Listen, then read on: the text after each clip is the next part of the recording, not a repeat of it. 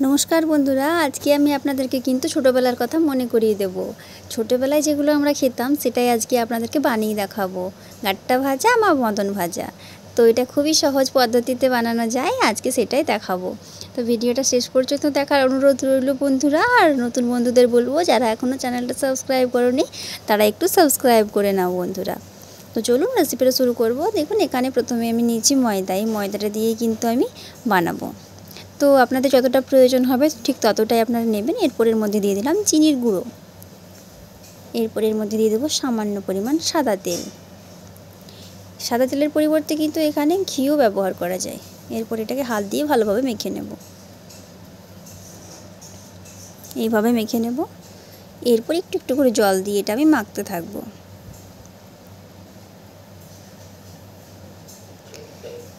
দেখুন মাখা হয়ে গেছে এটা।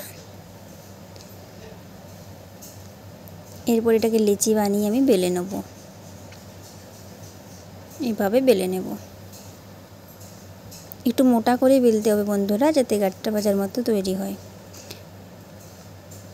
এখন বেলা হয়ে গেছে, এরপর এটাকে কেটে নেব। ছোট ছোট চৌকো চৌকো করে এটাকে আমি কেটে নেব। দেখুন কাটা হয়ে গেছে, কত সুন্দর দেখতে লাগছে। এরপর এগুলোকে আমি তেলে ভেজে নেব। খুবই সহজ পদ্ধতিতে বানিয়ে দেখাবো আজকে। এই দেখুন তেল গরম হয়ে গেছে, এরপর আমি এর মধ্যে দিয়ে দেব। তো এইভাবে একটা একটা করে সবগুলো দিয়ে দেব কিন্তু বন্ধুরা। এগুলো আমি দিয়ে দিয়েছি, তুলে নিয়েছি ভেজে। দেখুন তৈরি হয়ে গেছে আমাদের আজকের রেসিপি গাট্টা ভাজা বা মদন ভাজা, যাই বলুন না কেন। এটা কিন্তু খেতে খুবই সুন্দর লাগে, আর বন্ধুরা বাচ্চারা কিন্তু খুবই পছন্দ করবে। যেহেতু ছোটোবেলায় আমরা এগুলো খুবই খেতাম, খেতে কিন্তু খুবই ভালো লাগে, ছোটোবেলার কথা মনে পড়ে যাবে।